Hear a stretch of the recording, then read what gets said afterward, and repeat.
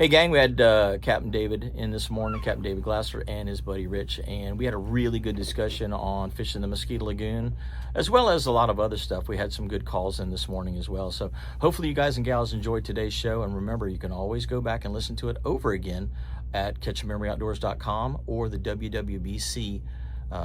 If you get on your computer and go to WWBC, you can pull it up on a file there because we have the podcast located for you there. So hopefully you guys and gals will enjoy this show. Well, good morning, East Central Florida, and welcome to another edition of Catch a Memory Outdoors right here on WWBC 1510 AM. We appreciate you guys tuning in every Saturday morning to see what's going on. I'm Captain Jim Ross, and we're doing this thing we call Catch a Memory for the next 2 hours. So jump on board and have some fun with us this morning. We're going to have a big time. Hopefully you guys and gals will get a chance to call in. We've got some great guests in this morning, and gonna have a lot of fun this morning. Wow, it's been a whirlwind week for me, and this morning just topped it all off. I had the craziest morning this morning. So, wow, we got Captain David Glasser in this morning. Good morning, buddy. Good morning. Nice to see you. And you brought Rich back in. I did. Yeah, yes, man. I did. Good morning. How you doing, buddy? Good. Man, I tell you what, the fishing's been really good this last couple of weeks. What do you guys think? It's Definitely been really good. Now, I know you've been out, but have you been out? We went out yesterday. Oh yeah, I've been out. Okay. I got 3 days off a week. I make sure I go fishing on them. Oh, most definitely. So did you guys fish near shore yesterday?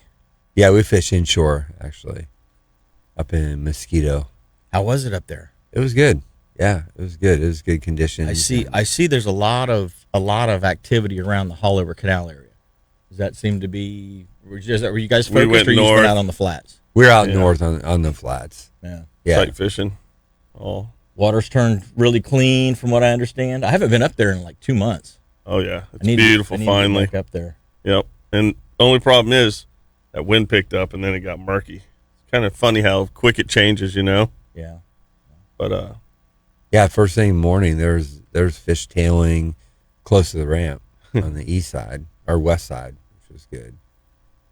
Got some really nice fish. Gotcha. And mainly redfish, or are you getting drum as well?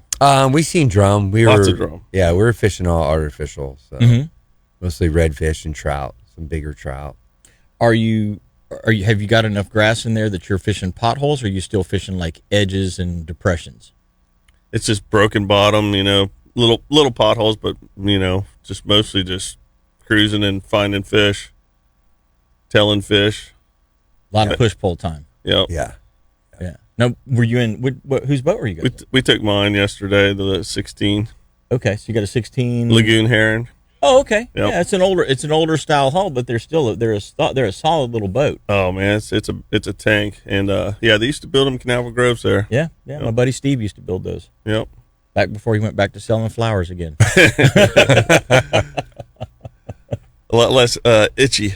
You got that right.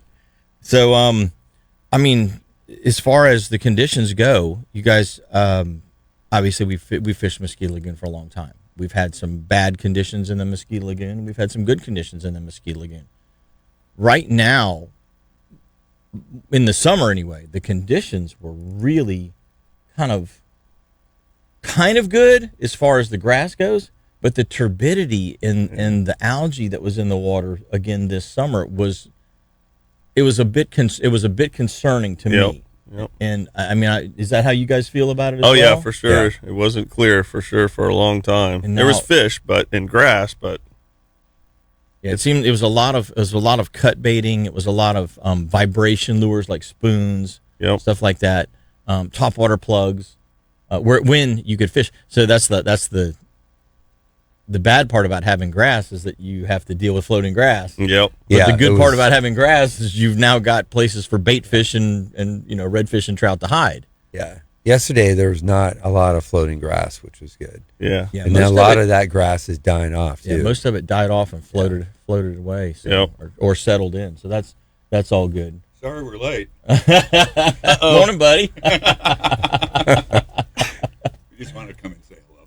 Oh, well, thank you. Get your cameo on the show this morning. Got Captain Jeff Cranick and Captain Kyle Weaver in as well because of a scheduling mistake. So, That's all right. We're going duck hunting. So. well, you guys aren't going spec fishing? He is. I'm going to get ready for this afternoon. Okay. So, Guys, have a great show. All right. Take care, you guys. Good seeing you. Nice to meet you. Yeah, I messed up on the scheduling this week.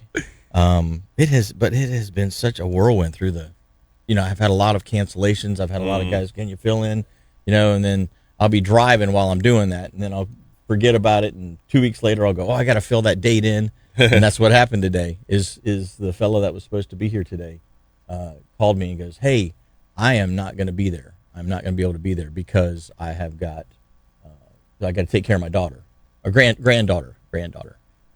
Apparently, grandmother is out of town, and mama and daddy were going out of town. So, Gotcha. so it's been a little bit of a whirlwind with scheduling, and then I've got another guy that on the 28th, I believe it was, who has had to bow out, and he's got some scheduling conflicts due to health issues. Unfortunately, he's having some really difficult problems with some cancer. So that's not good either. But Life happens. Yeah, we wish him luck too. So, but yeah. So Captain Jeff and Captain Kyle. So Jeff is going to go home and get the duck boat ready because he's invited us to go duck hunting this afternoon. Nice. So hopefully that will happen. But I don't know. It sounds more like it's going to be a sit in the marsh and just talk to one another kind of a thing. Is there's not a lot of ducks flying around right now. I mean, I don't know if you guys have seen many up in the lagoon, but we seen a couple yesterday, but it was onesie twosies. Yeah, other than the flocks that we saw a couple of weeks ago in the Banana River, it's been slow. I saw the other day I fished Cocoa Beach, Thousand Islands, and there was a whole bunch over there, flocks and flocks flying overhead. Yeah, those high birds. Yeah, high birds. All heading north, like they're going back to Jacksonville or something. Yep. Yep. Yeah, going back to those marshes up and around Jacksonville and Fernandina and South Georgia area. It looked like because it got warm, and they don't stick around if it's too cold. If it's cold, they'll stay, but if it gets too warm, they are gone. Yeah. And it's kind of interesting that they really have a preferred temperature range that they like to stay in, just like fish do. But they move so far in a day sometimes. Yep. What's incredible is the sound when you're out there and it's like totally quiet. Then you hear the sound and you're like, "What is that? What is that?" And there are thousands and thousands of them. Really cool. Yeah. Well, hopefully that happens for us on the marsh today. Yeah. Hear that sound. Yeah. I'd like to hear that sound. Although we're talking bluebills on the saltwater, and we're talking ringnecks. Yeah. Different ducks. Keel on the freshwater side. What's interesting is when we had the cold front a couple of weeks ago, we actually had a bluebill land in my pond, in my freshwater pond. I've lived there for 30 years. Never seen that. Never seen a bluebill in my pond. And all of a sudden, here's a bluebill in the pond. My wife came in. She goes, "What kind of duck is this?" I was out fixing something on the boat. When am I not doing that? Yeah, right. So I'm out fixing something on the boat, and she comes out and she goes, "Hey, come look at this duck." Well, I'm waist deep in in a hatch, trying to get stuff fixed. I'm like, all right. So I climb out and I go back there and I'm like, well, he is lost. And it wasn't, how bluebills are normally in flocks and packs. Yeah. All by himself. He's a loner. Just came flying in, pretty male, full plumage, really good looking duck. And he stayed for about 20 minutes and he's like, I don't see any other bluebills here. There was whistling ducks. There were mottled ducks. Really? But there was, there's no bluebills. And He didn't stay for dinner? No, he didn't. It was just surprising. Yeah, he's like, I'm out of here. I got to go. So hopefully we'll see some birds flying this afternoon. I got some brand new shot, so I'm looking forward to opening a brand new box, seeing what I can do with that. So spin some shells. Yeah. Well, I dropped down in size, or I shouldn't say I dropped down in size. I dropped down in number, which increases in size. So I was shooting some 6s, and so I dropped down to some 4s, and then I hunted with Kyle a couple of weeks ago, actually, with some 4s, knocked a couple of birds down, and Jeff was like, if we go saltwater, you probably ought to get some 2s. So I went and got some 2s, and probably take them today. They may be overkill, but I'm going to take them anyway. Yeah. And see what I can knock down with that. Every time I'm out at Mosquito, man, I can hear them guys blasting all over out there in their little mud boats. Yep. Well, talking about this whole redfish and black drum and trout scenario, I mean, it's wintertime. Yeah. It's the middle of January. It's Doesn't 80 feel degrees. like it. Yeah. It's almost like it's turned back into early May. Yep. And because of that, the fish are acting like that. I mean, they're like you say, they're tailing, they're Yeah. happy, Schools. they're chasing. Yeah. So, so as far as, I mean, did you guys fish live baits or did you guys fish? We cut fish baits? all artificial. Yeah. All artificial. Yeah. All artificial. Okay. What was the magic lure yesterday, or was there one? Yeah, I've been fishing DOA for a little bit, and I really like their 3-inch little jerk shad just with a hook, no weight, nothing, just because it's so shallow. And Rich has his Is that a straight tail bait? straight tail, Yeah. straight tail, and that worked really good. And then Rich has his magic bait. Yeah, that TRD crawl, little 2.5, man. You get that in front of a redfish, and they just can't. You know, it's amazing how when you downsize Yep. in the wintertime, they are so much more responsive to your offering Yep. than I mean, not that they won't eat a small bait in the summertime, but in October, September, you can throw 5-inch jerk Yep. bait and a 12-inch redfish is trying to eat it, you know? Yep. Where this time of the year, you throw that 5-inch jerk bait and they look at you and they go, no, not happening, Yeah. Yep. you know? Or very rarely are they going to Yeah. take a swing at that thing. And sight casting, you know, entering the water, quietness, you know, too, because I'm using like a 1/10 ounce and stuff. It really helps a lot. You're not spooking them, you know, especially when you throw on top of them. Now, are you rigging that little crawl bait with a stand-up head, like a Ned rig or a stand-up head? Or I do both. I do that, and I do the Z-Man. It's a speed bullet. It's like a bullet head that Z-Man has for their Ned stuff. And it's just like a lead head mounted to the hook on the front. Mm-hmm. So And- it swivels. No, it doesn't have the swivel. It's a solid hook. Yeah. Okay. And with the Z-Man, you know, their Elastic, they'll float up. So Right. the little claws will stick up. So you just drag it, and then you get those little puffs, you know. Game on. And I like dark colors because I think sometimes you spook them. I can sneak up onto them and then get that reaction bite, you know. Yeah. So blacks, browns, Yep. dark. Purple, blue. Yeah. It's incredible, though. I'm always blown away how much stuff he catches on that thing.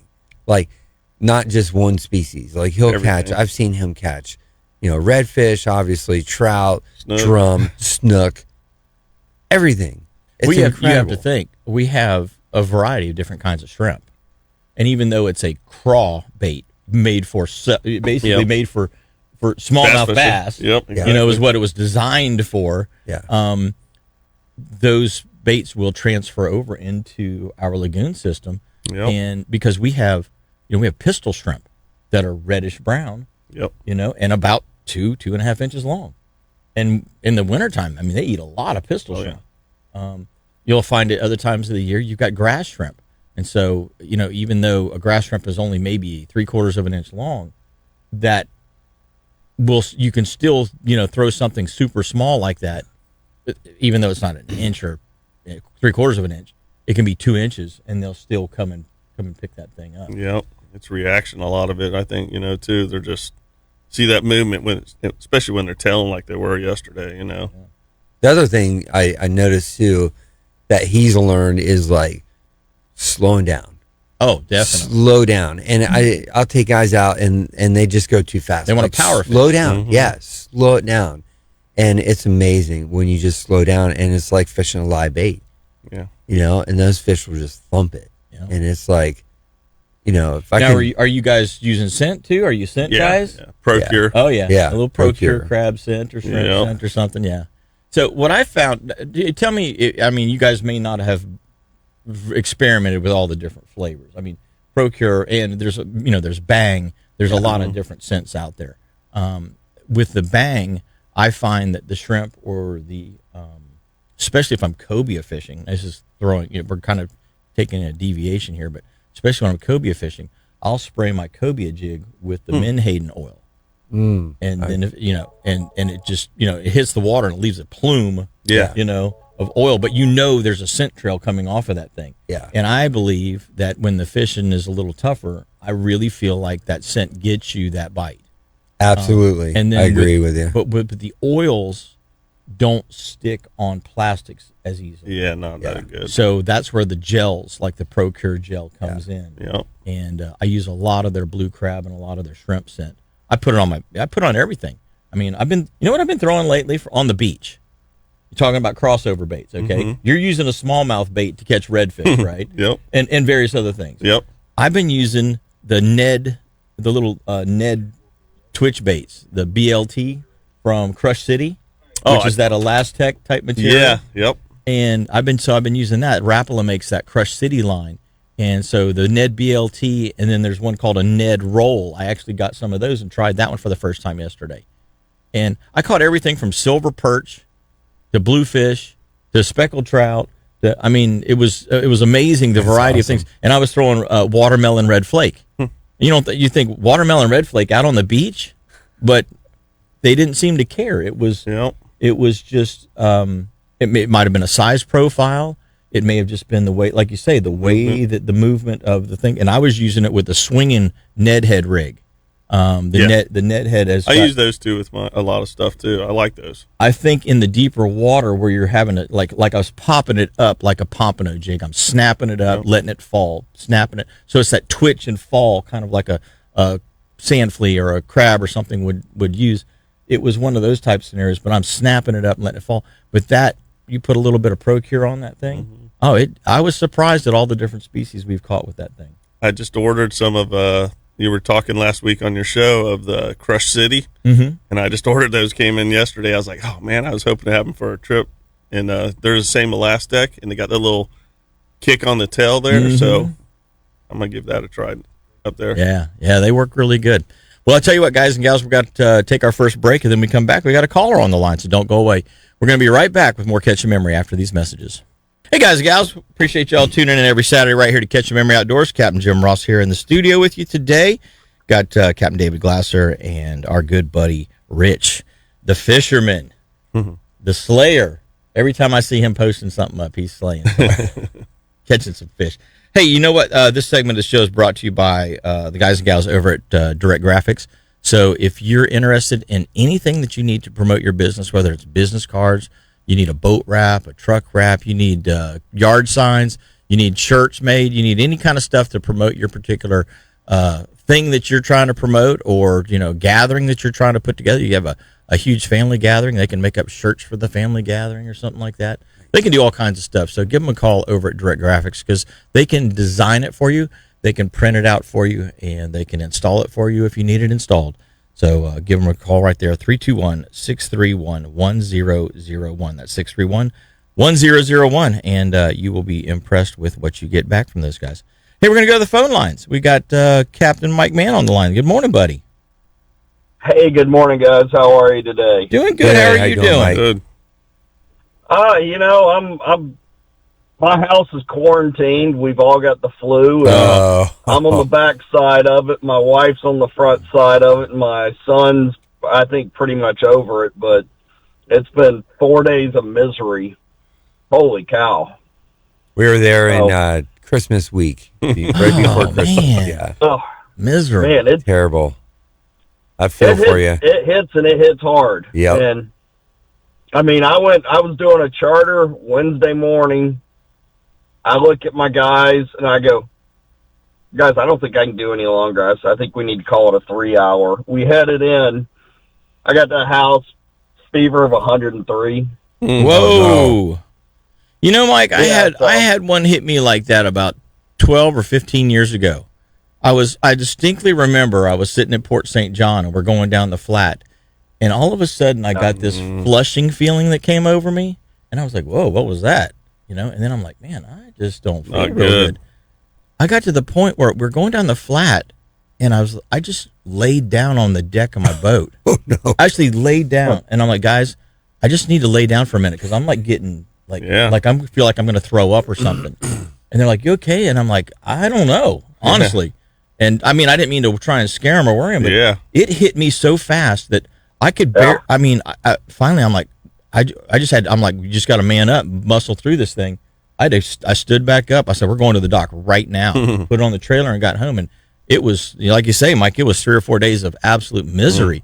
Wow. But it hit me that fast. Fortunately, my wife, she goes, what's your fever? I said 103. Point like 3 at that time. She goes, you're going to urgent care right now. So I went there, and they gave me gave me a Theraflu or Camaflu, whatever the heck it is, and a bunch of other stuff. And I mean, but I had probably 48 hours of just delusional sweat. And but I do remember before this hit, the fishing was insane. Yeah. You didn't mess your memory up, huh? I did not mess my memory up, but man. Well, prior to that really hitting, I don't remember. Or I remember after that hit, I don't remember the last 3 days that much. But other than the Ducks losing last night, which you know, I'm not a Duck fan, so. But yeah, man, the water is super crystal clear out there. There's schools everywhere. Some days you got, and it's been so flat calm the last few days I was out. You can spot them from a long ways off, but you gotta approach them very stealthily. Yeah, you know, you get aggressive on the push pole, and they can even feel the crunch of the dirt and the grass underneath the foot of the push pole if you start shoving at them too hard, and that just pushes them away. And for you guys that are running out there, if you see somebody on a push pole and it's a flat, calm day, give them a couple hundred extra yards if you can. Right. Give them a little extra room because, you know, I had a couple instances where I'm like, finally get them right at casting spot and a boat runs by and he's, you know, he was fine of his distance, but because it was so calm, caused them to lift and push again. So just as a courtesy to other people. No, most definitely, Mike. But yeah, but the black drum, I think the big bull black drums, I think they're doing a little bit of spawning right now because I've kind of had them a little finicky to eat, and they're kind of in deeper water, kind of doing that daisy chaining. So I think they've been kind of spawning some this past week. You know what, Mike? I actually cleaned 2 fish yesterday that I don't typically clean. So we're out on the beach. And I am not a fan of speckled trout. I'm just going to go ahead and put that out there. Yeah. Not eating. I love catching them. But I'm not a fan of eating them, especially the ones in the lagoon because they'll make a black drum blush. I mean, blush with the number of worms they have in them. I mean, the trout in the Indian River are they're a worm farm. Yeah. That's really all they are. Extra protein. And so I cleaned a couple early in the season last year, you know, March, April, for some customers, and the rest of the year I just told my customer, I said, I refuse to clean that. I refuse. If you want to keep it, you're cleaning it, because when you cut into it and you see all the worms that are in those things, it's crazy. The customer goes, I don't want to eat that. Well, here, now you've killed the fish, and you're not going to utilize the meat because you're, you know, now. Some people say, "Hey, cook it up. It's all protein." Yeah. You know, once it comes out of the grease, it all tastes the same.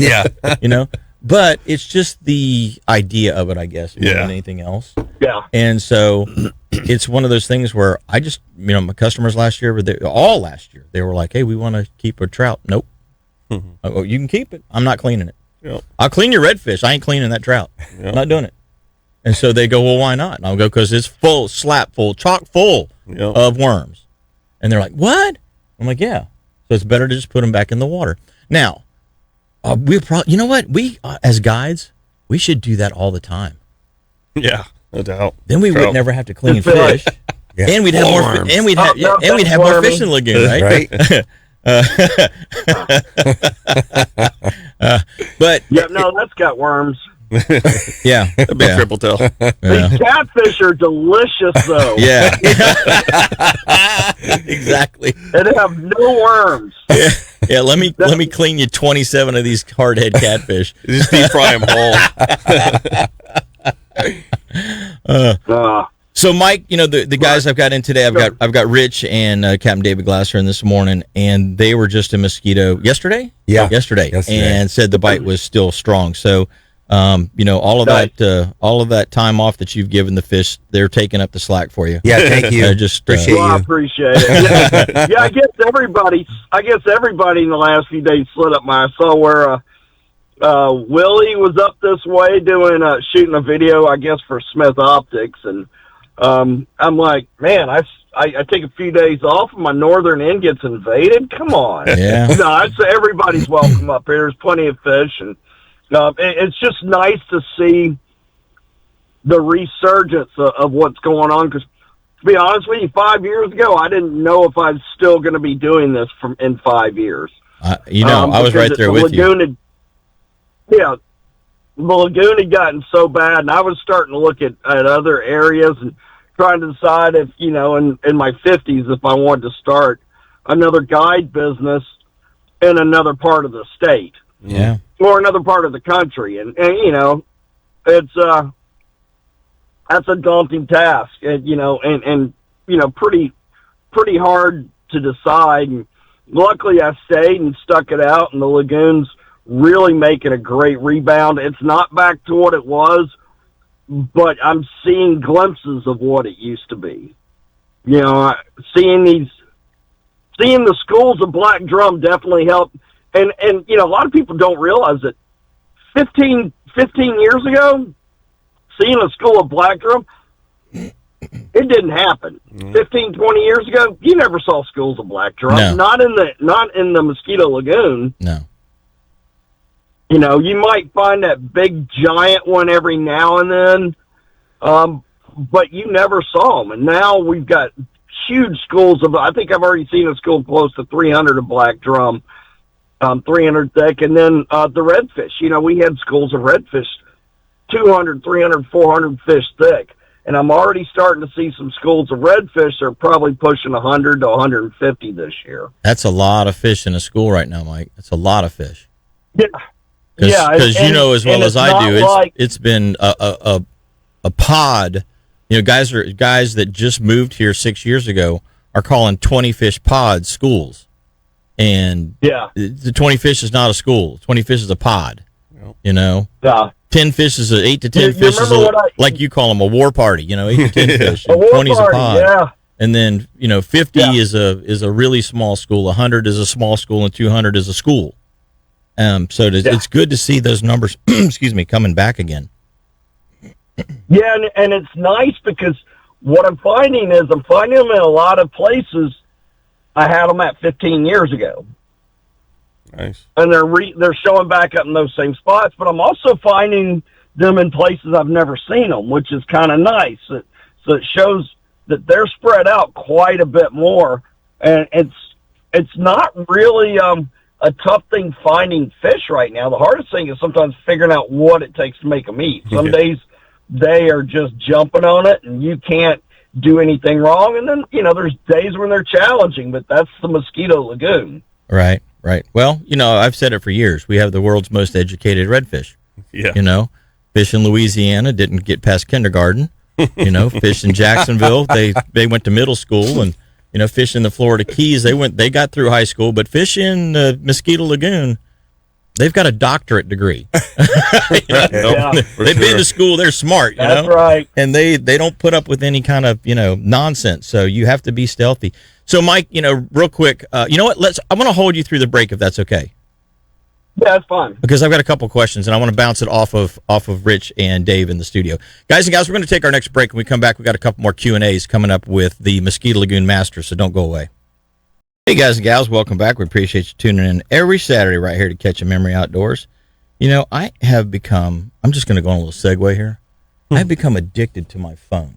And it's not in a good way, because it's taking up too much of my time. And it's really weird. I got these cameras so I can watch what's going on at the feeders. Oh, that's the worst thing. Oh, Rich knows about that. It's killing me. I'm sitting here, we're doing the radio show, and I'm looking at my camera to see if the deer are going to show up because the feeder just went off. It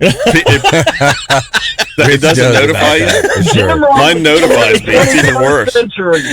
Well, I had to turn the notifications off because it was getting set off. The doves would fly in, stuff, yeah. and so the doves, and then if you get some movement in the trees, So I turned the notifications off. But I look at the thing, and I'm like it's foggy up there this morning. But I'm looking, and I'm like, okay, I don't see them yet. I wonder what they're doing this like Christmas, huh? Yeah, You're waiting crazy for that. Anyway, we'll talk about those things later. Jim, I got to ask you, what's happening to you? So a year ago this week, I think you and I were riding down to the Miami Boat Show, and I looked over at your iPhone 1 or 2 or whatever it was, And I'm like, dear God, son, get you a new phone. Now you got the phone. Now you can watch it. You upgraded to the trail cams, dude. You got to learn; those are addictive. It's like crack. fun. I'm just gonna have to is. put it down. Just put the thing down. Yeah. But it's crazy that you're always like, I wonder if he's there. Because I turned all my the notifications girls have off because it was Candy binging all the time. Bing, bing, bing, bing, bing, bing. We're on to you about your addiction now. We're The going to be girls watching you have today. We have trail cams. Keep you in check, Jim. I'm telling you. No wonder productivity goes down. as soon as you have access to things. I need to go back to my iPhone 5 is what I really need to do. Anyway, so Mike, we were talking about this bite in the Mosquito Lagoon. Obviously, Yes, sir. you had mentioned there's quite a few people fishing the lagoon right now, and courtesy, etiquette, that kind of thing really comes into play when you're talking about a shallow water estuary.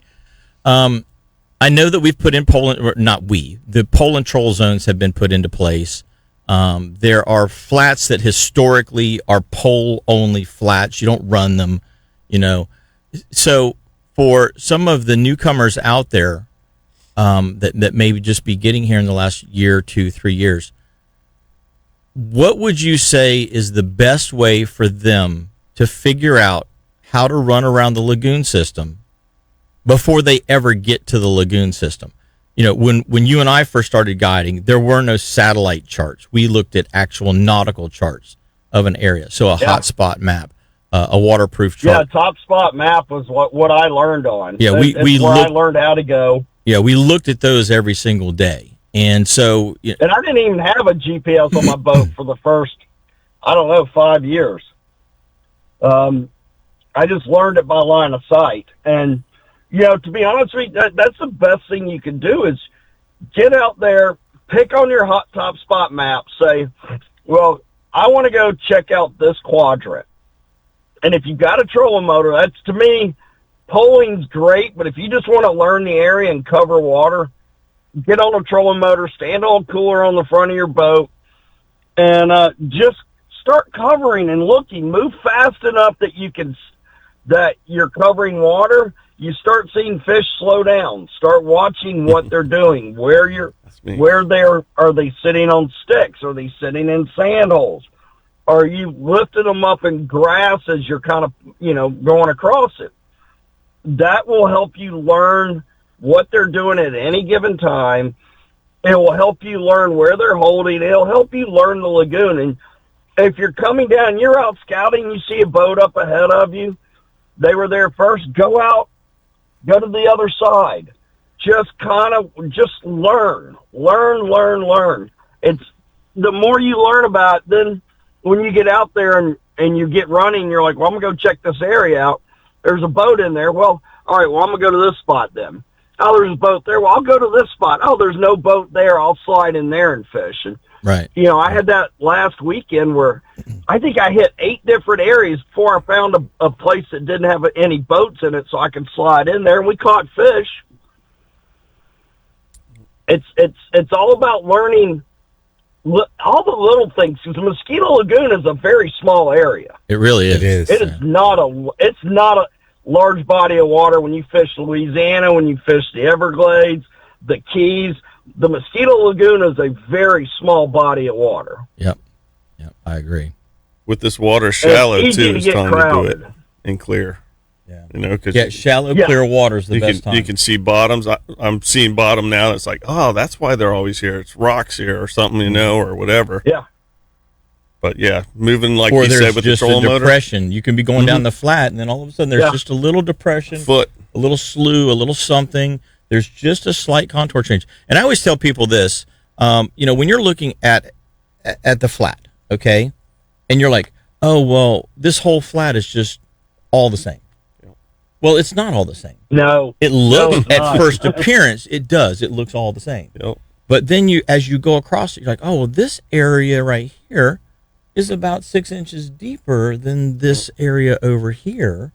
And so when you really, fine tune your learning and know every little nuance of the flat, that's when you become a better fisherman, because you know that at certain times, if the water's at a certain level, they're going to be in this area. If the water's, let's say the water's dropped, then they're going to be down in this area because there is that little bit deeper water there that is now, they're still comfortable in being in that water, where the water that they were comfortable in being, now that it's dropped 6 inches, they're not comfortable there anymore. Yep. Yeah. And so I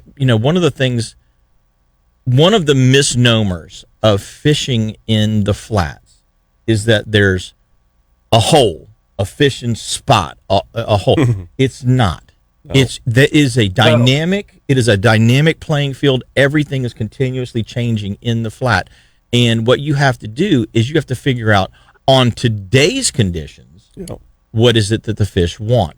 Because you went last week and the water was 8 inches higher because you had a south wind and the water filled in there, and then all of a sudden you get a north wind and the water's gone. And you try to go back to the same place, and in many cases, as you're running there, you're bumping bottom because you didn't realize, well, I've got 8 less inches of water than what I had, a week ago. And that makes a big difference out there. Huge difference. Yeah, and huge. it's gonna make those fish move. They say redfish don't move all that far, but they do move Yeah. every day. Every day they move. And, oh yeah, and the cool thing is when you're finding the deep holes in the wintertime, also pay attention to those high spots, because in the summertime or when the water's higher, believe it or not, they'll hang around those high spots. Yeah. Because bait fish will come up on those high spots. It doesn't have to be an oyster bar. It just has to be a higher spot, and the fish will hang out around those higher spots. So, Yeah, so let's do a round robin question real quick. I want to catch a redfish. Okay, Mike Mann, Okay. what is your preferred water depth? And not just this time of the year, that time of the year. Just as a general rule, what is your preferred water depth to catch redfish in? Eight, a foot or less. Okay. So Mike likes a foot or less no matter what time of year. Obviously, if there's a cold front, it's going to change things. But we're just saying, as a general rule, you go out there, redfish in less than a foot of water. What about you, David? 2 to 3 feet usually. So you're fine. So now you're 2 to 3 times deeper, and still finding fish. Yeah. Than what Mike is finding. So, Rich, what's your preferred water depth? Shallow as my trolling motor will take me, because I fish by myself, so I can't really pull mine through 8 inches of water or 6 inches. So 8 inches is probably 8 to 10 inches and I'm sight fishing only. So I'm not throwing, live bait. Not blind casting or yeah. So I'm hunting. So, and anything that they'll push water on, or anything that I can see in. So we have 2 under a foot, and we have 1 that's 2 to 3 feet. Yeah. And Dave, And my Mosquito. preferred, But that's the preferred method. and my You asked about the preferred method. I like shallow water sight fishing. right, Yeah, right. exactly. I don't like blind casting. Yeah. I did that enough on the bass tour. I want to see something and cast at it. Me too. Yeah. And so my preferred water depth for redfish is 15 to 25 inches. So I'm in the middle of all of you guys. Yeah. So now here's the thing. You're catching fish, David. Rich, you and Mike are catching fish. I'm catching fish. Yeah. So what does that tell you? They're everywhere. Fish everywhere. Yeah. There is no bad place Yeah. No. most of the time, as long as your technique and your approach is not going to bother those fish. Stealthy. Yeah, you come in stealthy, you come in with the right bait, the right profile, whatever it happens to be. 0 to 36 inches, Yep. and you're catching redfish. So I think going back to what is the preferred, we all have a different preferred basically, and our preferred is still producing for us. So the thing about it is David, you like your depth, and you like your bait, and you like your water condition for your particular fishing style.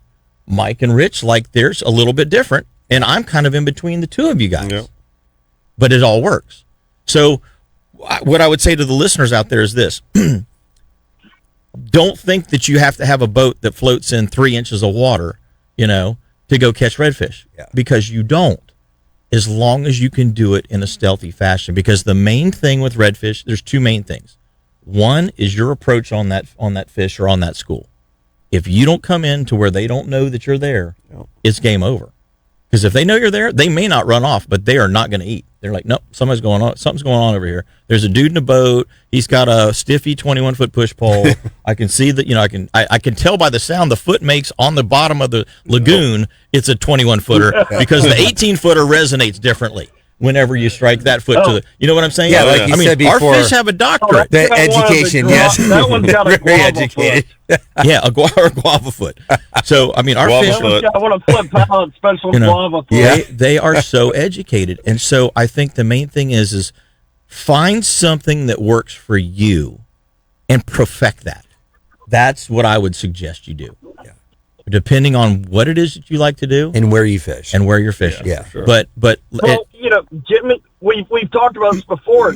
It's not what catches the fish, whether it's depth or lures. It's whatever you're confident using, you fish it differently. Yeah. I mean, sure. I love jerkbait certain time of the year. Certain times of the year, I'm all about topwater. Certain times of the year, I'm about something else. But I have specific colors because I have faith in that, and I fish it a different. I know I fish it a different way than I do something I'm trying that's new. okay, Now, so something new. So before we go to break, I'm going to do something else, and I didn't want to interrupt you, but I don't want to lose this thought, and we only got like 1 minute because we really kind of need to get to break. Go for it. In 10 seconds, Mike. Right now, this time of the year, you're throwing a soft plastic bait. What color? Bad Shad or Green Lantern. That's Z-Man colors because I'm a Z-Man guy. And so, for those that don't know the name of that particular, what is the actual color? Green Lantern's kind of like a lime green with specks in it, and Bad Shad is like black and silver. Okay, so a silver mullet, which is a natural pattern. The other one is sort of an attractor pattern. Yep. Okay, David, what do you like to? But it's not neon green. It's like a lime. It's like, you remember the old slime stuff? Yes. It's that color green. Okay. I like it's like a gold flake, black and gold, and there's another one that had black, gold, and red in it.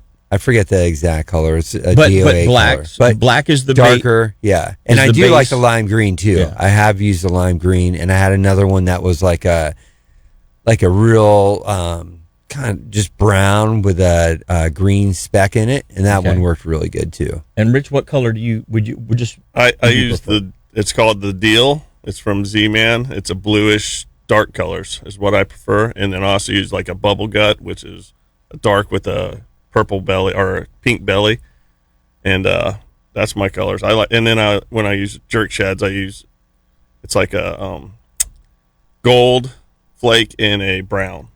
So I like the darker colors I like because this. Okay. I don't spook. And so, I'm just going to throw one color out: watermelon red flake. Watermelon. I use watermelon too. Yeah. Okay. Yeah. So we've got everything from pinks to browns to oranges to greens to blacks to golds to reds. So once again, there's no consensus on what is the best bait to use. It's what do I have confidence in, Yeah. and what's meeting the profile, what's matching the profile and that the fish want to eat right now. Yep. So have we figured anything whatsoever out at this point? Absolutely nothing. We haven't figured a thing out, right? Hey,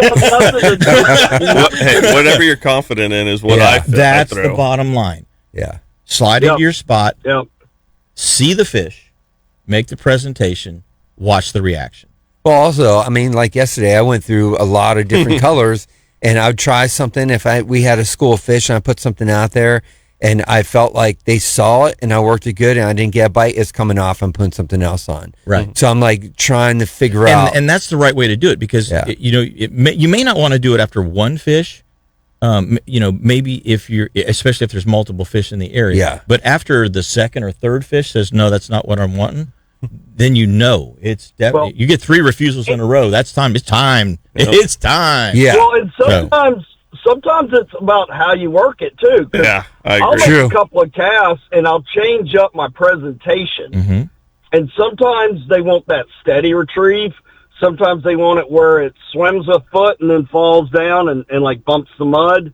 So a lot of it depends on the presentation. It's weird how the fish will turn off on a specific, and then you switch, figure out what they're looking for, and they charge it. Yes, yeah. There's definite reactions. There's either negative or positive reactions, and the more positives, obviously, the more hookups. Hey, Mike, we got to go. Appreciate the time this morning, though, and the intel for all the listeners out there. Have you got any time available that somebody can get on board and get out and do some fishing when you feel better? Believe it or not, this is the first time in a while I've got a lot of January opening. The weather looks phenomenal. It's going to be cool, and we're going to keep beautiful, clean, clear water. You can call me at area code 386-295-5991. You can go right to my website, fatfishguide.com. Follow me on Instagram and Facebook, CAPT, Mike Man with 2 N's. If you're going to book something, give me till about the middle of next week just to make sure I'm healthy. There you go, buddy. Well, hopefully you feel better. Tell the wife, hopefully she feels better as well. And you guys get out there and have a great trip the next time that you're actually able to get on the water. Thanks, guys. Get out and catch a memory. Have a great night. Day. All right, buddy. See ya. Take care, Mike. Hey, y'all, we ran way over on that break, so we got to get this one out of the way. When we come back, we got a whole lot more with Rich, Dave, and myself, so don't go away. Hey, guys and gals, welcome back. We appreciate you tuning in every Saturday right here to Catch a Memory Outdoors. This segment of the show is brought to you by Engel Coolers, and if you didn't get an Engel cooler or an Engel tumbler or an Engel dry box or an Engel soft, sided backpack for Christmas, well, I don't know what to tell you. I'm sorry. You need some new friends and family, I guess. It was on my list. I didn't get it. But what you can do is you can go to engelcoolers.com and pick out the one you want and say, this is my present to me. It's funny how I do that. Do it. I didn't get this. It was on my list, but I didn't get it. So guess what? You didn't get Christmas in January. Or July. Or July. My wife gets so fed up with me. She goes, you need to just stop. Because now I have nothing to, and I'm like, I always have something. There's always something on the list, Doesn't matter what time of year it is.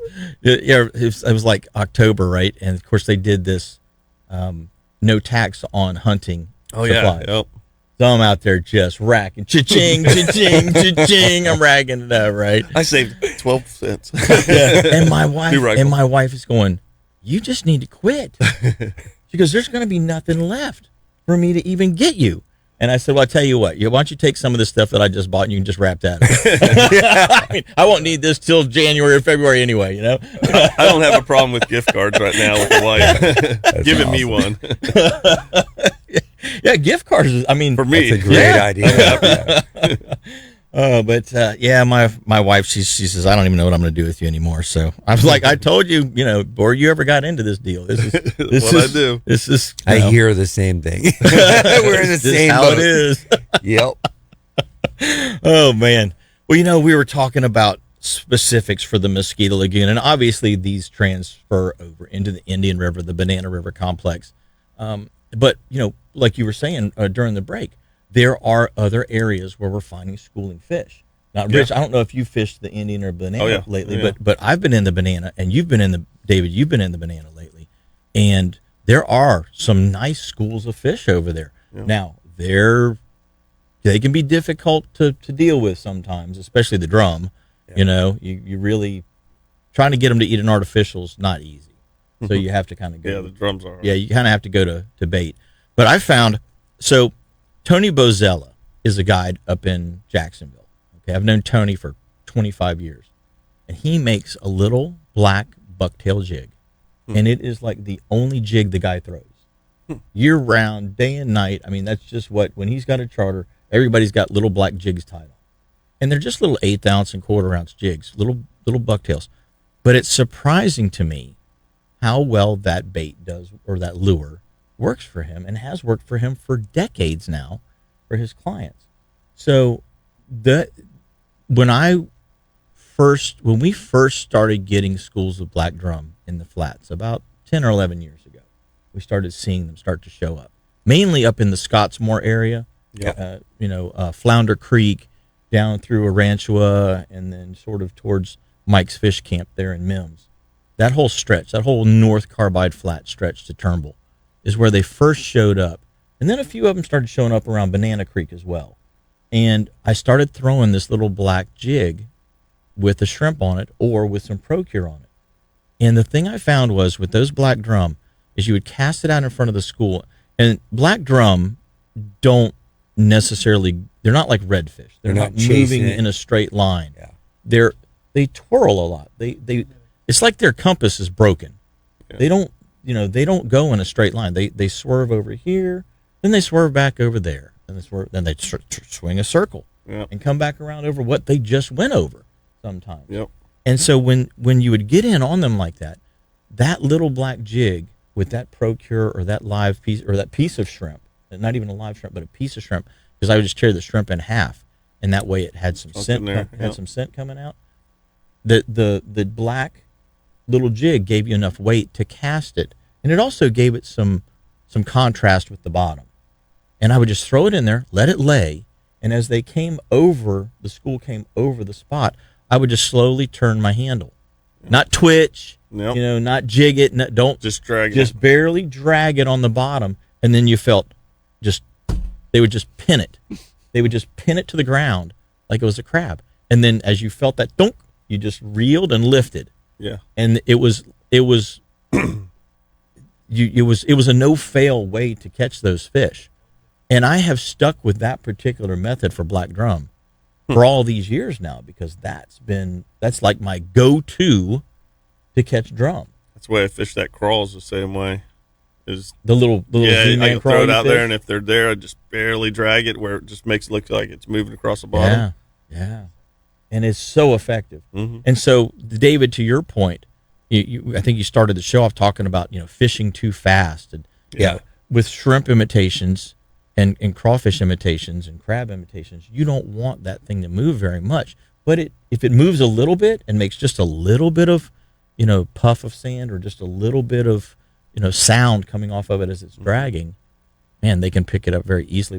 But drum are cattle; they don't chase things down. They graze. And so you have to remember that. And a lot of guys will say, we couldn't catch them, and we were working this and we were working that. And I'm like, well, the key word there was you were working. Slow down. They're a pickup. I'm going to graze and I'm going to pick up kind of a fish. So redfish get in that same mode though. And when we come back, we got a whole nother hour of catching memory coming at you. So don't go away. Captain David Glasser, myself, Jim Ross, and our good buddy Rich, and we're going to be right back after these messages. So don't go away. Hey guys and gals, welcome back. We appreciate you staying tuned here for the second hour of Catching Memory Outdoors. And for those of you that are just tuning in, welcome. We appreciate you tuning in this morning. I'm Captain Jim Ross. I've got Captain David Glasser and our good buddy Rich, the fisherman in the boat, the fish slayer in the boat, as we like to call him. David's like, this dude fishes. So Rich, just a real quick, just as a segue. Before you first came on the show, David thinks very highly of you. Okay. He was like, dude, this guy catches so many fish. You got to have him on. Can I bring him in? And I was like, absolutely. And also, he's a huge fan of your show. Yeah. He's been listening to your show forever. Well, that's also. I appreciate that as well. That's why I feel at home here. He knows your show very well. But it's it's one of those things where I just really, really appreciate everybody that listens to the show. I really appreciate everybody that contributes to the show, because that's what it's about. Oh yeah, it's about you've learned something, and you can pass that knowledge on and help somebody else out. And there's a lot of people that value that they can take that information and go catch some more fish or do whatever. So let's go to the phone lines though. We have got Jeff Kranick on the line right now. Good morning, Jeff. Good morning, guys. Good morning, Jeff. Just a few things that I was going to bring up in my show notes before we booted you out of the studio this morning. Yeah, that's it. Now I'll give Jim credit. He told us to sit down. We decided to go do something else. So. The more the merrier, buddy. Oh, I know. I said, you know what? Should I cut him off like I did when he put me 5 weeks in a row? No, I'm going to be better than that. I will still talk to you. Hey, a couple of things out of St. John's Water Management District. Guys, we're coming into fire season. We're almost at drought status. Make sure no open ground fires away from the camp areas. If you're in a camp area, there's designated places for you to cook, but we've got these bread lines going on again at some of the waterfowl places. You can't do ground fires. They will write you a ticket. We've put out a lot of social media stuff on it, and just don't do it. And secondly, they are doing a prescribed burn Monday or Tuesday with this front from Lake Florence to Poinsett, south, all the way south to Moccasin Island. You got game cameras in there or tree stands. I would get them out in the next couple of days because it looks like with the weather the way it is, they are going to burn. I would say probably Monday or Tuesday because we got north wind scheduled. So, yeah. Yep. They need a northeast, east wind to keep the smoke out of Vieira. So Jeff, appreciate you calling in and letting guys know about that because I got a chance to go down to that area with Billy Bright just before the new year, and there were a lot of tree stands, locked onto trees in there that guys had in there. So yes, most definitely, make sure you get your tree stand out before it gets torched. It's going to get real expensive for people. You could check out the burn schedules on St. John's, but as they were telling me during the week, you've got more followers than we do.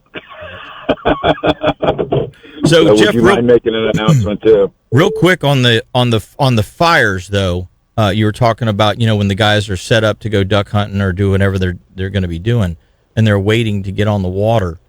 What if you bring like a little charcoal stove, like a little charbroil or something like that? Can you put firewood in that?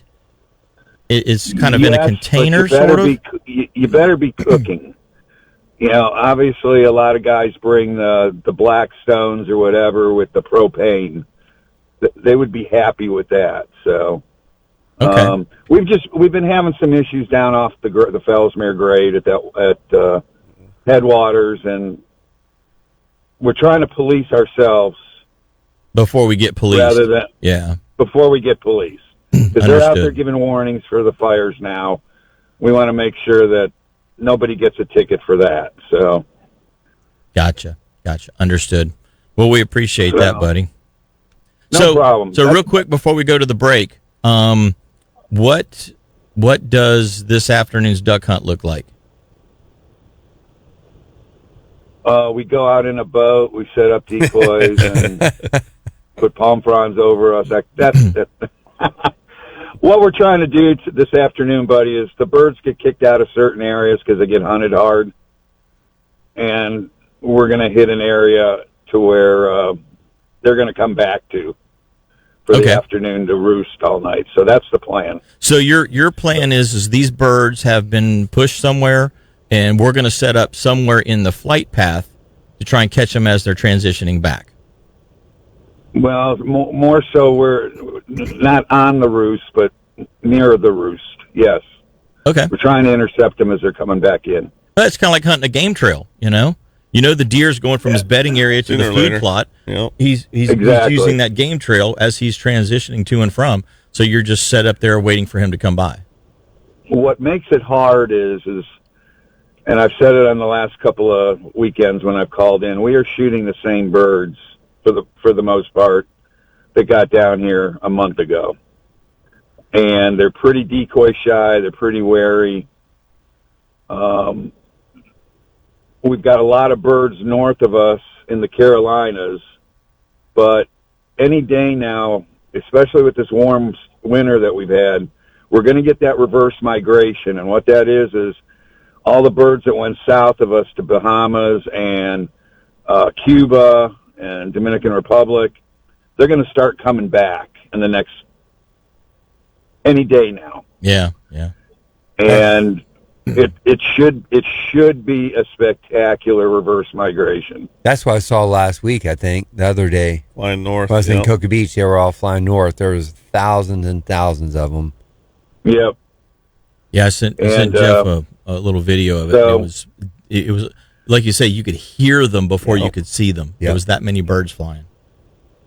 Yeah, and when they land, they sound like jet fighters. Yeah. Yeah, they do. They sure do. So.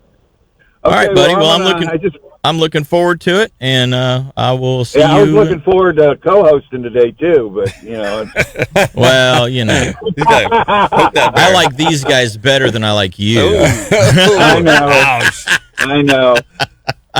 Okay, I'll talk to you guys later. Have a great show. Nice to Mama meet wanted you. bagels. All right, brother. Have We'll a talk good to you day. soon. Take care. Yeah, that's my bad. I'm gonna now I owe him. He ain't gonna let you get a duck Oh in no, tonight. and He's I gonna be would. like, Well, and you know what? Jeff's the kind of guy. He's like me.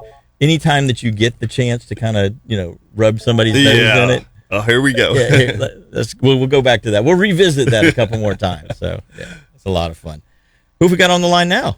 Nobody on the line. Okay. Well, guys and gals, I'll tell you what. Let's go ahead and get our next break out of the way real quick, and then when we come back, we're going to have a whole lot more catch and memory. So don't go away. We're going to be right back after these messages.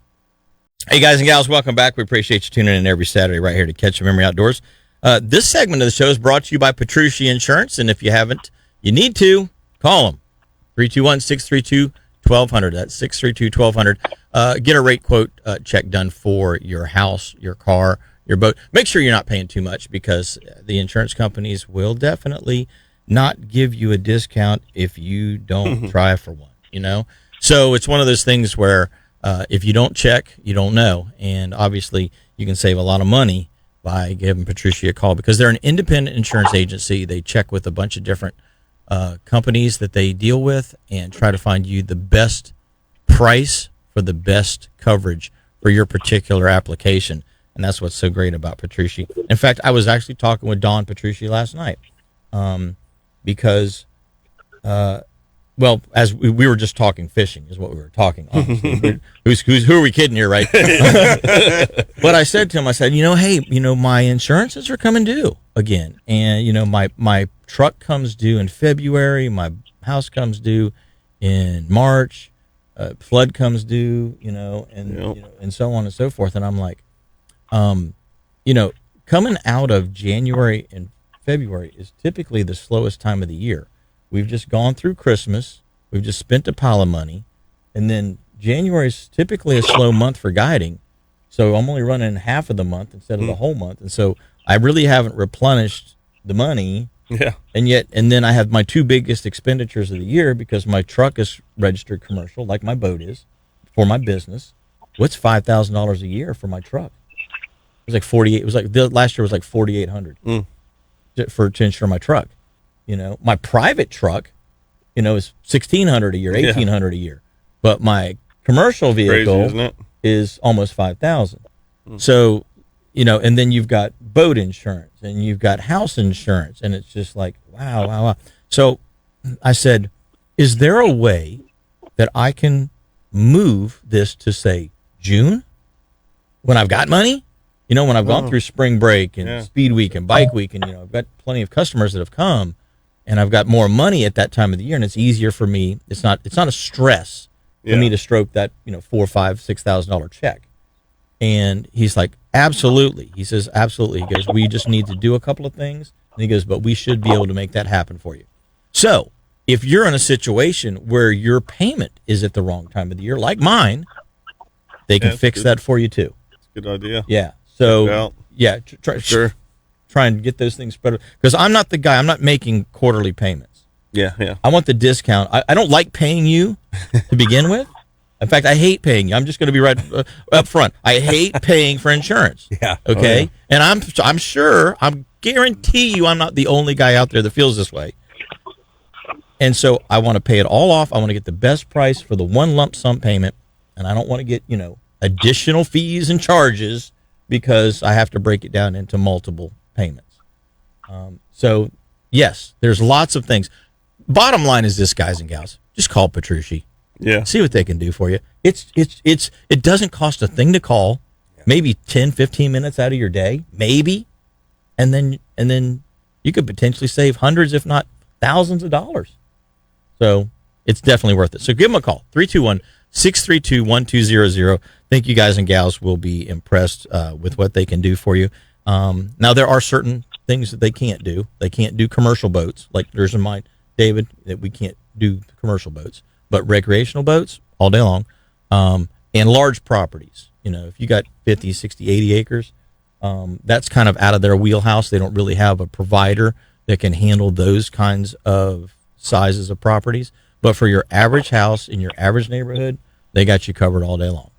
So give them a shout at Petrucci Insurance, and you should be able to definitely save some money. Hey, we're going to go to the phone lines. We got Captain Alex Goritzky on the line this morning. Good morning, buddy. How's it going, guys? We're doing great. What are you up to this morning? Good morning, Alex. I'm actually getting set up here at the house. We got some people coming over, some volunteers, and doing some mangrove transplanting today, and starting a whole new crop of babies on their adventure to get back into the lagoon eventually. Alex, I have learned a lot from hanging out with you and Corey and Derek Redwine, and of course, everybody else that's kind of gotten involved with that whole mangrove restoration project that you guys have been dealing with. I did not realize that it took as long as it does to get a tree to the point where it will truly have not just a chance, but an advantage when you transplant it out into the wild. And so I just thought, hey, mangrove bean falls off the tree, you stick it in the dirt and it grows, right? No. Mm-hmm. I mean, yeah, it does, kind of, sort of, but that's why there's 10 billion mangrove beans floating around out there, and 3 of them actually produce a tree. Yeah.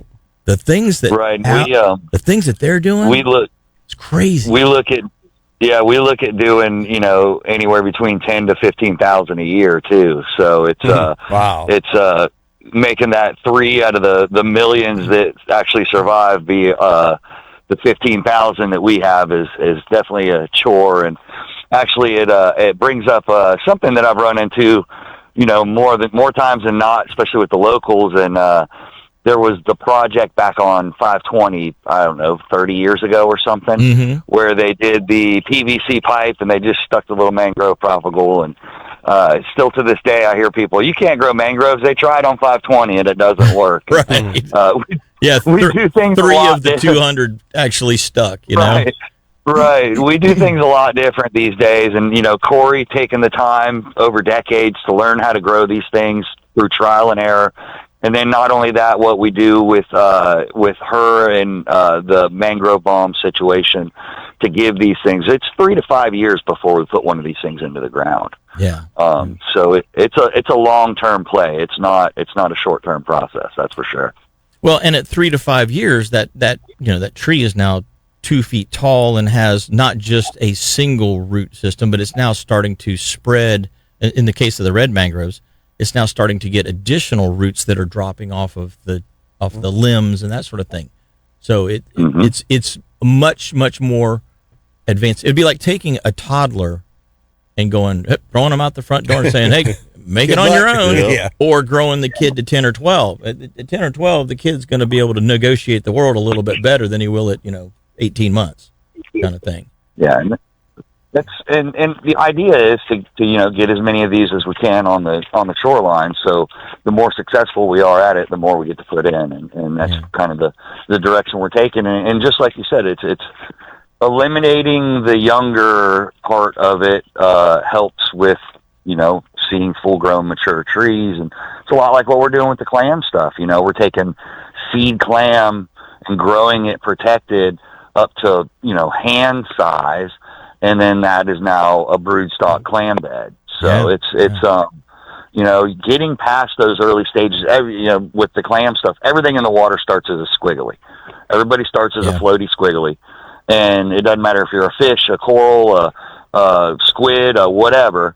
When you're in that, clam, when you're in that floaty squiggly stage, is your highest mortality rates across the board. Yeah. So, if fish drops 1 million eggs, or gets 1 million eggs fertilized, and 0.011% of those things make it to full adult size. It's the same with just about everything across the board. You can eliminate those chances for those things to not be able to make it. And here, we have a pretty, good environment for mangroves. We're not right on the edge of the freeze line, certainly not anymore. So we're growing well, and ideally, it'd be nice to see everybody that owns a piece of property on the water go, you know what, mangroves aren't bad. They don't block my view. I can trim it and still have all this benefit of erosion resistance and wildlife, attractant, and all the fish you want underneath your mangrove in your backyard. So, Alex, I've wondered this for quite some time, and I don't know if you guys have approached this subject or not, but we used to have spoil islands all up and down the lagoon system from the ICW channel that was dredged. And over the years, all of those have been washing away. And even the ones that we still have seem like they are definitely in a declining state. They're definitely washing away. Those provide not only habitat for birds, nesting birds, but also areas for people to fish. Is there a way, and obviously this is a huge question, is there a way that we can go back in and try to supplement some of those shorelines? As an example, Bird Island, that's part of the Twin Sisters Islands south of Horty Point. Bird Island, you got what they are now calling Boy Scout Island, and then Bird Island. Bird Island is the one that's got all the birds on it. But if you look, the vegetation's all dying because there's too many birds on the island. There's so few islands left, killing it off, that they're just killing it with their feces. Literally pooping it to death. Yeah. So is there a way that mangroves can be put back in?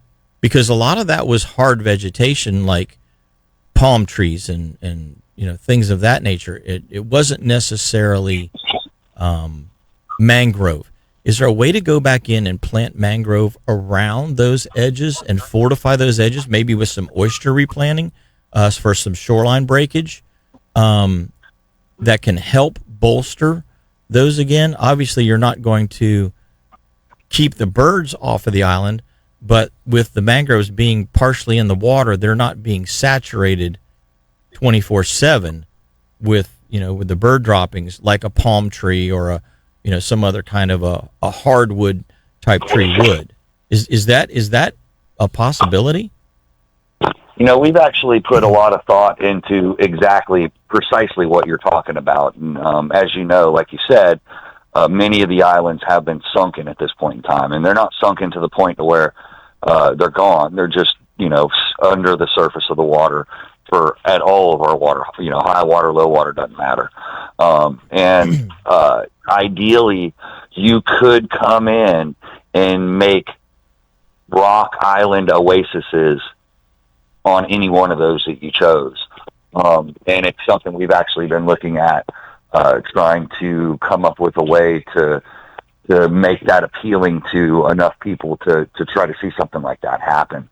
It's definitely something that's on our radar, as ways to not only, obviously get more mangroves in the water and give us, some structure to fish and everything, but like you said, also to do oyster, potentially look at if the substrate around the area is right, doing clam beds also in those areas and things of that nature. Most of, if not all of, our dredge spoil islands are conveniently located in Middle River, where if something was to spawn around or on, i.e. clam or oyster, it would be able to carry its offspring, relatively far. Yeah, the distribution would be much better than along a shoreline, I would believe. And there's still to this day, we deal with a lot of misinformation and not understanding of what's going on necessarily in the water on a day-to-day basis. It's hard to get that information unless you do what we do, which is be on the water every day. Mm-hmm. But things like the mangroves and even the clams and I'm sitting here talking to several people that know and also the people that are listening in right now, that you can go just about anywhere in the Indian River, and I'm talking North Indian River and all over the Banana River, and find oyster growing right now. Yes. And I keep harping on it, But people, for real, it has been 30 years since oyster has grown. It's now grown for several years. It's not this just happened yesterday. There's recruitment on recruitment on recruitment on recruitment. And that means that all those programs, they didn't just magically appear. All these programs of people doing these things, there's a thought pattern that we can't do any of that because that hasn't been fixed, or we can't do anything because there's still septic tanks. We can't do anything because this sewage plant keeps dumping sewage, and we can't do anything unless they stop doing that. Well, I call that BS, is what that is. It's a cop-out. You can do things as we're working on big ticket, big item, long duration project things. You can work on reconstruction and rehabilitation and reintroduction of species and things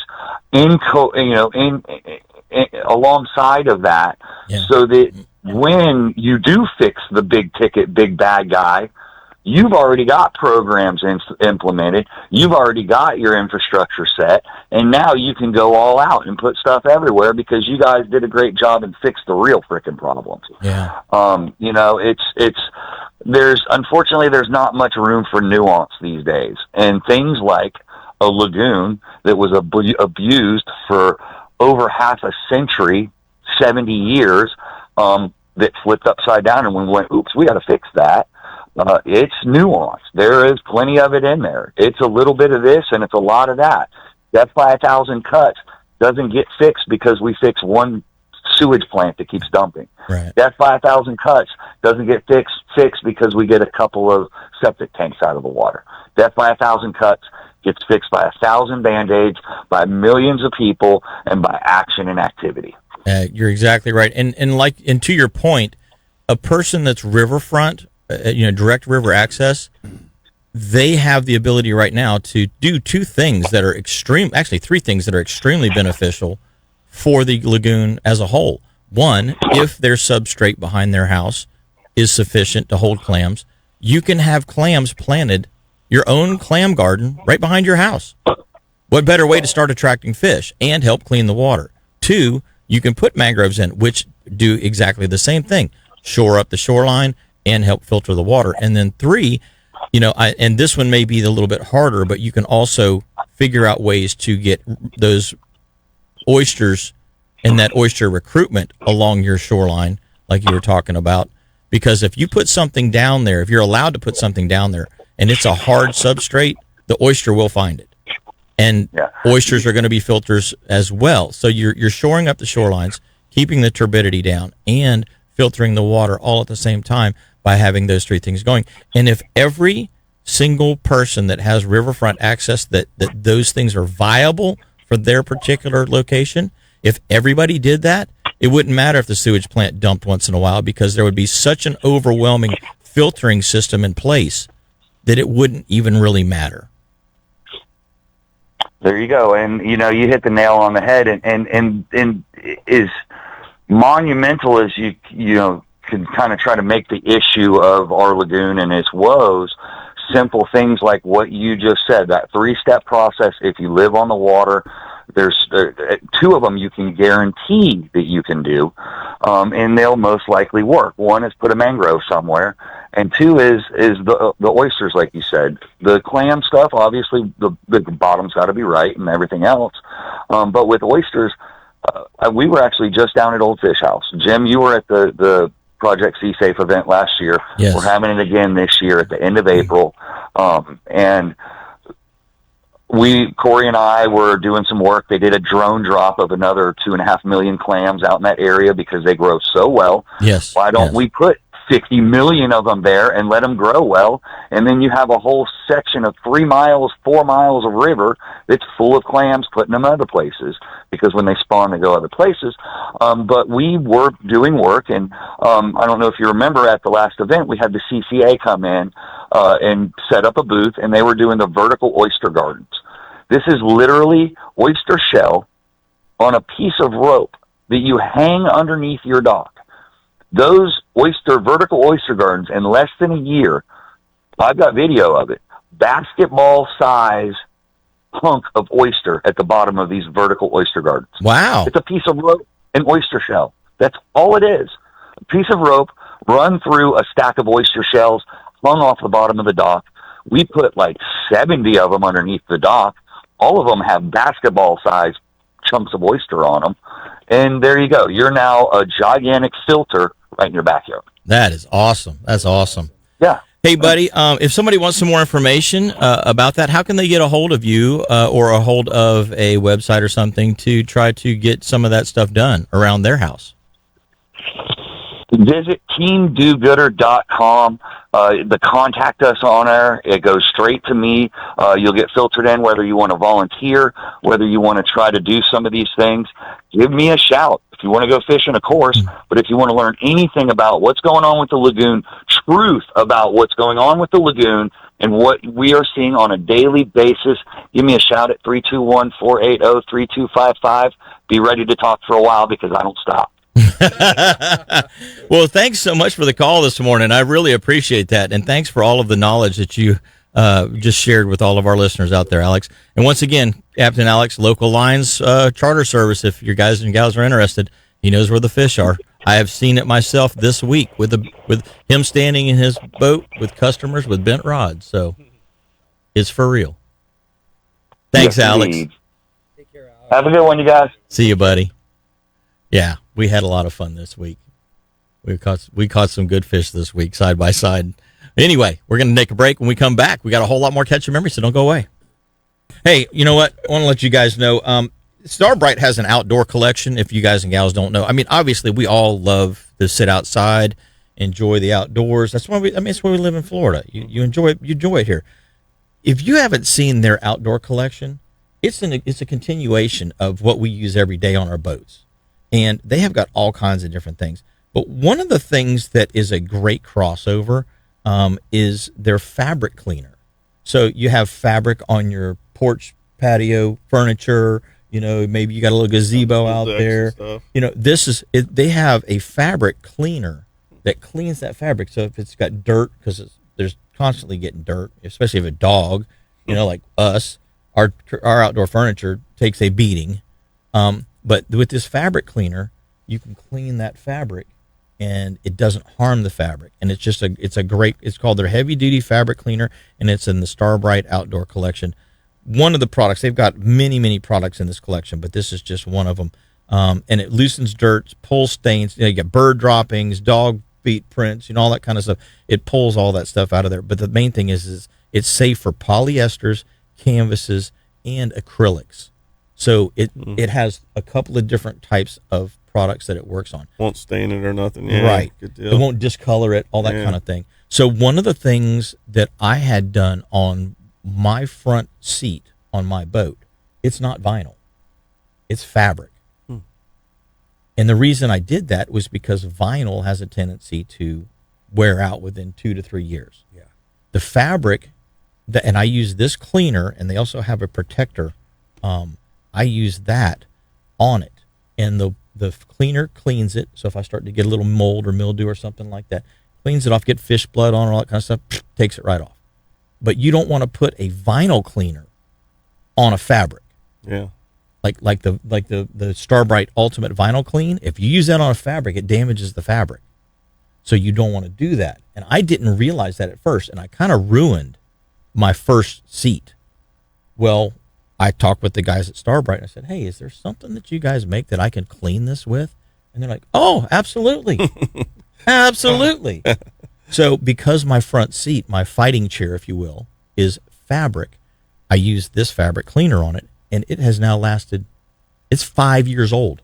Nice. 5 years old on this boat, and has no degradation of the material. No staining. No staining, no nothing like that. And the other thing I do, we typically only talk about one product a week, but we're going to talk about two. They have the fabric protectant that also has a water repellent built into it. That's what I was going to So, ask. Yeah, nice. like on your pool deck, you got your couches and your chairs and your things that have cushions. That on top of the cleaner is like a win-win. It's like using deck cleaner and then going back over it with deck wax for your hull of your boat. It is fantastic. So check it out. It's, go starbright.com. It's in their outdoor collection, heavy duty fabric cleaner and their water repellent fabric protectant. And I'm telling you, this stuff is a game changer for you. Did I hear also that they're making a product to clean like your like sea deck or whatever on your boat? Yes. And what product is that? It's called the EVA non-skid deck cleaner. Okay, great. Yeah, it's a brand new product they just came out with. They worked with SeaDeck and a couple of the other companies to try and find out what was the best way to clean that stuff. And the non-skid deck cleaner will do it. But this product is even better. Actually, you know what? You mentioned that. Jeff Kranick, that we were supposed to have on this morning, and then I kicked him out of here. Yeah. No. So Jeff he was putting his power pole on and somehow spilled hydraulic fluid all over his brand new, he had lamb deck put down, which is, EVA non-skid material, all over it. And he called me up and he's panicked. He goes, how do I get this stuff out of here? It's like in it. And I was like, man, the only thing I know is that the non-skid deck cleaner does work. And then maybe 2 days before that, I had talked with Gregor, or I had talked with Blair. I had talked with somebody that's at Starbright, and they were saying that they were bringing out an EVA non-skid deck cleaner. So I called them up and I said, hey, do you have any of this stuff yet? And they go, well, we have some sample bottles we can send you.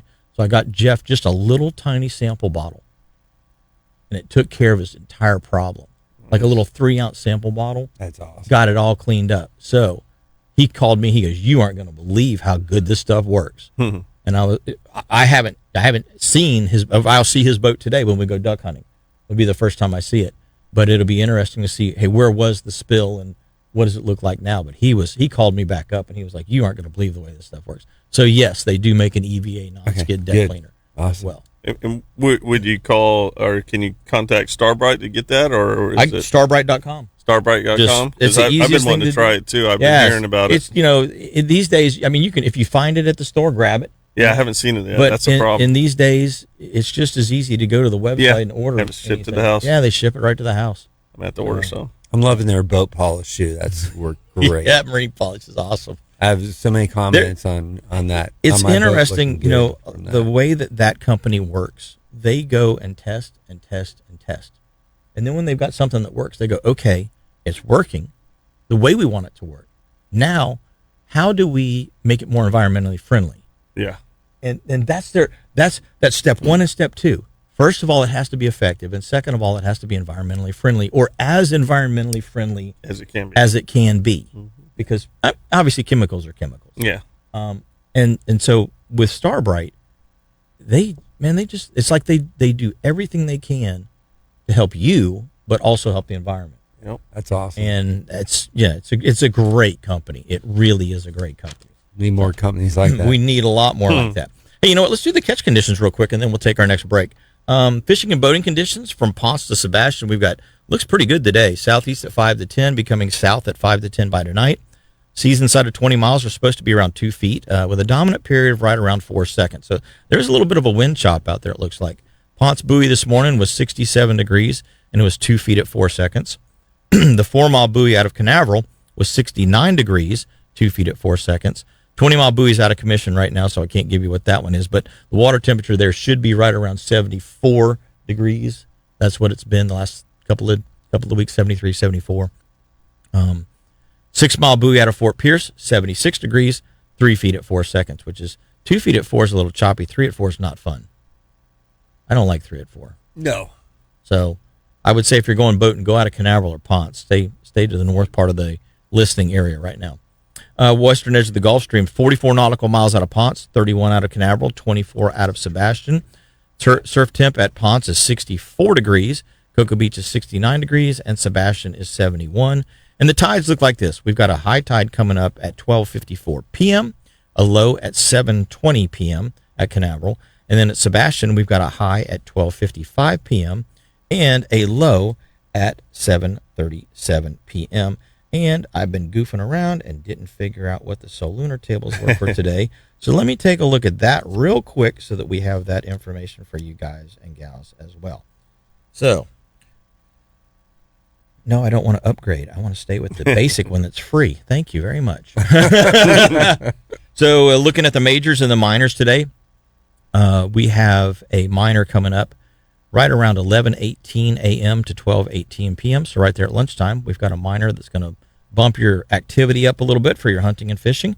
And then right around 5:26 to 7:26 p.m. this evening, so right at dusk and a little bit after dark, it's going to be a major for the afternoon. And it's a pretty strong major because that one's coming in at a 94.4% potential catch ratio.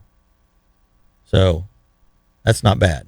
Not bad at all. Be a good afternoon bite. Yeah, sure. It should be. And it looks like it's going to start ramping up around 4, but between 5:25 and 7:25 this evening, it looks very strong. So that's brought to you by the guys and gals down at All About Archery in Melbourne. Well, gang, we're going to take our next break. When we come back, we're going to wrap things up with our last segment of the show, so don't go away. Catch Your Memories coming right back after these messages. Well, I tell you what, guys, this segment of the show is brought to you by Strike Zone down in Melbourne, so make sure you stop in and use those gift cards you got. Obviously, it's a great place to go catch all the stuff that you need to go catch fish with. It is. Yeah. I shot there a lot. Those guys I was take there good last care of me. week. I enjoy going in there. There's always something in Strike Zone. Hey, you know what? We were talking about that whole Mosquito Lagoon bite. Let's go back to that for just a little bit, because there are times that the Mosquito Lagoon is on, and there are times that the Mosquito Lagoon is not on. Like in the middle of the summertime, Mosquito Lagoon is There's other places that I prefer to fish. Yep. But in the wintertime, because that bottom is soft, it retains grass a lot of the time, where the Indian and banana lose most of their grass, and the bottom's a little more firm. That bottom up there holds more heat. And even though it's farther north than the Indian and the Banana River is, a lot of times that water just maintains a higher temperature or warms up a little more quickly in the wintertime. Now, we haven't had really, we've had one little cold shot, so we're not really dealing with that right now. Sure. But those fish know that. They're all there, and you guys experienced that just yesterday. So as an example, you didn't get 5 boat lengths off of the dock, and you're already seeing tail and redfish yesterday. Yep. Yeah. Sun was barely up. Yep. So They definitely are moving right now and on the shallows. The last weekend when I went straight up into the 6 to 10 inches of water, and there was fish already there. Usually you wait for the sun to get up a little bit. I usually wait an hour or so before I hit the flats. But they've been right on top of it right now. it's just been warm enough that they're comfortable being up there. What was your water temperature yesterday? I didn't even look at it, but I can't remember. So that's the funny thing. So on my little boat that I use in Mosquito Lagoon, I've got a little 17 tunnel hull, and so when I take that boat does not have electronics on it. Doesn't have a trolling motor on it. I learned from you. I turn that off. I turn it off when I'm on the flats because you don't need anything pinging out there. But so I'm like, okay, what's my water temp? You know what I did?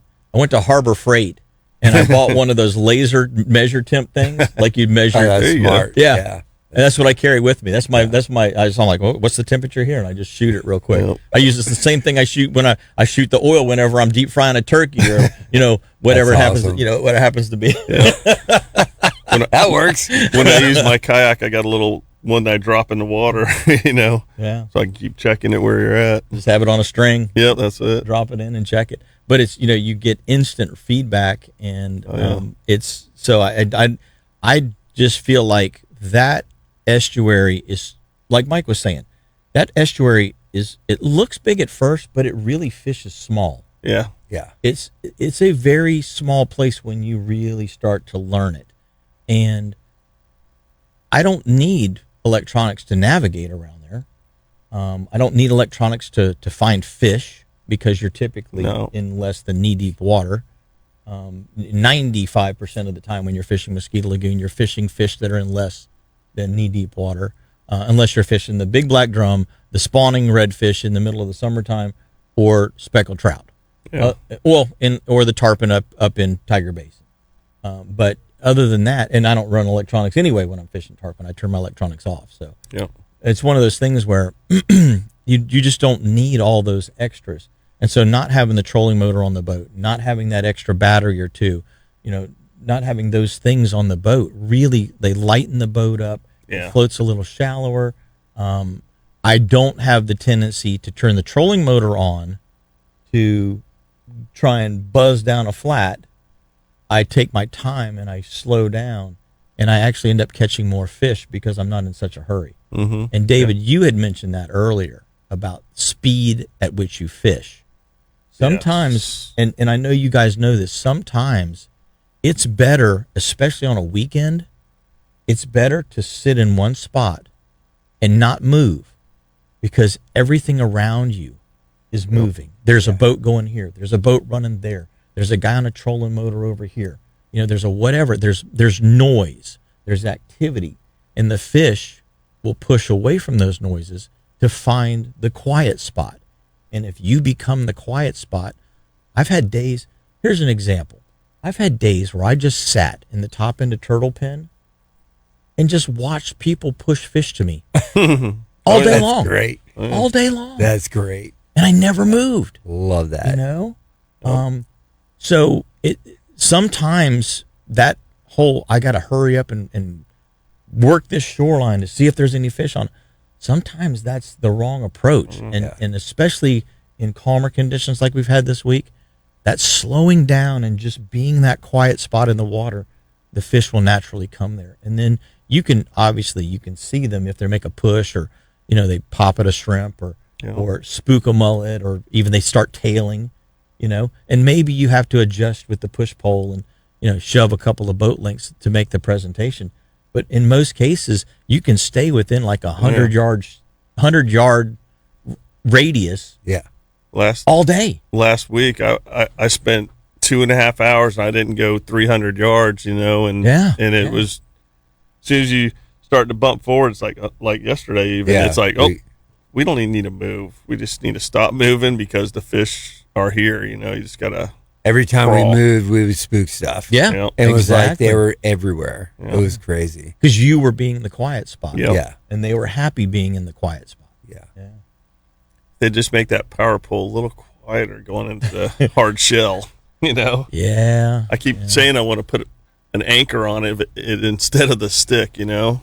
I just have a stick it anchor pin. I don't even have a hydraulic power pole. Yeah. I just use the stick it, and that is less Dave noise. likes his little anchor too, man, which I keep not wanting to use it. Even a and little it works. mushroom anchor. Yeah, that's where what you can just set it I use down, that a lot. pick it back up, set it back down. I mean, you're in what, 1.5 feet of water? You need 5 feet of rope. That's it. Exactly. You know, 5 feet of rope, tie it off to the cleat, set it over the side, and the boat doesn't go anywhere. Yep. I have the Minn Kota Raptor on my boat, but I use that mushroom anchor a lot in the front to keep the bow from spinning because I only have one in the back, you know. So it works good. Works really good. Absolutely. Yeah. Absolutely. And it's quiet. Yeah. It is quiet. Yeah, you can just ease it over the side and let it down. But, you know, if you've got Unless an you're anchor, getting it out. yeah. Well, if you've got an anchor I was and a making noise chain yesterday. and, you know, rope and you're dealing with, you know, anchoring in 5, 10, or 15 feet of water, it's a whole different scenario. Yeah. You need the chain. You need the fluke style anchor. But in those shallows, all you need is a little mushroom. With 5 feet 5 feet of rope. You're good. Yeah, you really are. You're good, you And know? here, if it drags it a little bit, you know what I'm saying? You're not going far. Right. It's probably for the better. Yeah. Yeah. So you're gonna get up there soon? Take your shallow water I need boat? to. Yeah. I need to get up there and Good mess time around. right now. There's fish. I've had a lot of 3 and 4 person charters, and of course that's a 2-person boat. It's really a one person guide, with the guide boat. I can put 2 on it, but I just haven't had many of those charters lately. I've had more of the family type of scenario over the holidays. It's nice when you get those single clients. Yeah, just want to. You can really fish. Yeah, I like my favorite is my guys that can fly fish, and that's a whole nother 2-hour show. Yeah. On how to do that right. Yeah. But when you get a guy that honestly can throw 60 to 70 feet with relatively decent accuracy, you can absolutely crush the fish. Crush the fish. Yeah. When you've got that I keep guy. wanting to get into it, but man, you know, with everything you buy now, I'm like, The wife will kill me. Yeah. And I don't go a little bit in. I'll Well, have to 'cause you tie guys- my own flies. I'll have to Well, do you it all. guys were talking about that light presentation, that Yeah. smaller bait It would be uses the the water. A fly lays down so soft, and it floats just above the grass, and it's just, I mean, It's ideal. it is. For the type of fishing that we do in the wintertime in Mosquito, Yeah. if the wind's down, a fly rod is the key to catching fish. Well, guys and gals, hopefully you have enjoyed today's show. Rich, I don't, I know you don't guide, but you do get out on the water as much as anybody, and I appreciate your knowledge and your Thank willingness to come in and share that today. It's been nice. Well, you know how it is. I always listen to you, and I'm always like, I need to ask him this. I need to ask him this. So it's nice being here. So, any Appreciate questions you want to ask them? With that being said, Well, that's a whole other show. Yeah, yeah, it's a do whole it other again. show. Get that We'll on be the back. next one. And David, of course, you are retired. You're a retired hero. You're a retired first responder. I don't know about hero. But Well, I would how many people did you save in that time? I'm sure there was more than one, and that's more than me. So you're my hero. You know what I mean? Yep. Anybody that's in that first responder role, I really appreciate the services that you guys Thank you. and duties Appreciate that you that. guys provide. But you are a guide now, and so how does somebody get a hold of you? You can either go to my website, Fishing Devotion Charters, or you can text or call me at 321-604-6024. Yep. Fishing That's Devotion the Charters. easiest. Yeah. I tell you what, guys, it's been a fun show. A lot of knowledge spit out here today. This is the type of show that people are going to have to go back and listen to again so that they remember all of the stuff that we were telling them about today. But that's what we try to do here. And that's the nice thing about Catch a Memory is that you can go to Catch a Memory Outdoors. You can go to my Captain Jim Ross YouTube. You can find it there. You can go to the WWBC website, click on it there, and you can listen to these things over and over again because we have them in a podcast format. Well, guys and gals, until next week, I'm Captain Jim Ross, and I appreciate everybody out there for tuning in and enjoying this show. And do me a favor, spread the word. Tell everybody out there that you know that fishes. Tell them about the show, and hopefully we can help them catch more fish too. And then obviously, the bigger group that we can get involved in the show, the better off the show is going to become. So thank you so much to all of you guys and gals out there that listen every day. Till next week, do exactly what David, Rich, and myself are going to do. Catch yourselves a memory.